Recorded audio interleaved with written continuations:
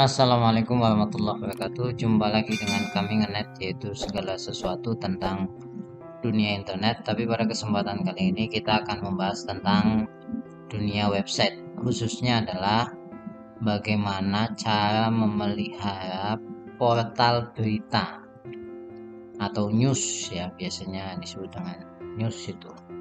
Itu caranya seperti apa?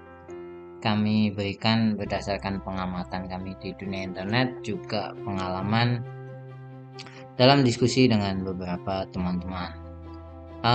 Perlu diperhatikan bahwasanya portal berita itu beda dengan gaduh-gaduh. Ya. Portal berita itu berarti memberitakan kejadian terkini, lebih banyak tentang unsur itu. Ya, jadi kalau gaduh-gaduh itu kan isinya macam-macam, tapi dia itu tidak mesti yang terkini, jadi komposisinya berbeda. Nah, kalau berita itu ya kita contohnya seperti Kompas seperti ini, Kontan yang berita khusus ekonomi, ada juga terkait Detik ya, paling cukup populer pasti Detik. Nah, kalau Anda sudah niat, betul-betul niat ini untuk membangun website berita, maka yang pertama harus diperhatikan adalah pesaing Anda sudah sangat banyak. Itu perlu diperhatikan. Walaupun di dunia online tidak apa istilahnya, jangan kecut ketika menghadapi persaingan yang sudah cukup banyak. Selalu ada potensi, tapi memang butuh kerja yang sangat keras. Nah, kalau Anda sudah, wah saya yakin ini pengen masuk website berita, maka yang pertama harus Anda perhatikan adalah Anda harus punya website dengan kecepatan tinggi dan hosting terbaik. Ingat itu dua itu. Kecepatannya tinggi, hosting terbaik. Ukurannya apa? Detik.com aja lah. Kalau kita klik, loadingnya tidak perlu bertahan lama, padahal saya pakai tethering ya. Kalau Anda kecepatannya jauh lebih buruk daripada Detik, menurut saya sudah lupakan aja. Jadi paling enggak ya beda-beda tipis lah. Karena website berita itu orang biasanya membaca berkali-kali ya, satu. Jadi kalau dia itu mengalami loading yang terlalu lama, maka dia akan meninggalkan. Nah, yang kedua adalah kalau Anda memang pengen mengelola website berita, Anda harus paham cara menulis ulang daripada berita. Saya katakan menulis ulang kenapa? Karena sebenarnya berita dari satu ke yang lain itu sama ya. Sama intinya. Ini pesta Halloween, ya sama di Detik juga ada yang membahas tentang pesta Halloween ini. Ya, jadi ini pesta Halloween. Jadi seperti itu. Tinggal siapa yang lebih cepat, siapa yang lebih pintar memunculkan. Jadi Anda harus pintar-pintar. Yang ketiga, yang harus Anda perhatikan adalah Anda harus pintar-pintar yang namanya membaca dengan bahasa Inggris. Ya, kenapa saya katakan demikian? Karena banyak berita di Indonesia itu yang menulis ulang dari berita luar negeri. Nah, kalau Anda pengen lebih cepat, ya coba aja Anda baca New York Times, ya Anda baca ini dan lain sebagainya. Kita buktikan ya. Ini di sini Halloween yang di Korea Selatan, ya. Ini di Indonesia juga mencantumkan itu. Jadi 11-12 lah. Pokoknya Anda harus bisa pintar-pintar membaca website luar negeri dengan bahasa Inggris. Dan hal yang lain, biasanya banyak tulisan menarik dari website luar negeri yang bisa dikutip di website berita Anda. Nah, ini. Contoh misalkan bagaimana membuat 300.000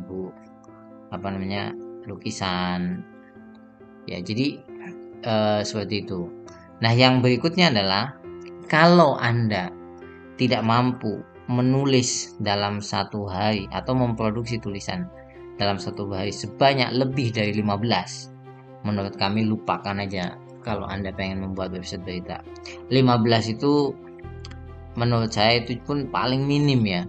Kenapa saya katakan demikian? Karena gini, website berita yang seperti Detik ini itu dalam 1 jam saja, ingat dalam 1 jam saja itu sudah bisa memproduksi artikel lebih daripada 20 ya. Nggak usah jauh-jauh lah, ini 1 menit satu, ini lihat 6 menit yang lalu, 7 menit yang lalu tuh, bayangkan Bagaimana kita bisa melewati mereka kalau kita hanya memproduksi satu dua, itu hanya blog aja udah. Jadi kalau Anda pengen membuat website berita, pokoknya camkan baik-baik, saya bisa nggak produksi artikel sebanyak lebih daripada 15. Biasanya tim ya, website berita itu biasanya tim. Yang berikutnya yang perlu jangan dilupakan adalah Anda harus pintar-pintar memahami yang namanya hal-hal unik di media sosial. Kenapa saya katakan demikian? Karena website berita sekarang sering memindahkan apa yang ada di media sosial ke website berita. Contoh misalkan di media sosial sekarang lagi rame ini ya. Ini kan diambil dari media sosial, ya dikutip dari media sosial, terus dicantumkan di sini. Kemudian biasanya sekarang itu artis-artis dari Instagram itu ditulis ya, dan macam-macam. Pokoknya Anda harus up to date terkait dengan apa yang ada di media sosial. Nah, yang terakhir, yang menurut saya ini juga sangat penting, Anda harus memahami yang namanya Google Trend. Nah ini, perhatikan baik-baik. Hari ini pada saat kami membuat video ini, yang paling menjadi populer adalah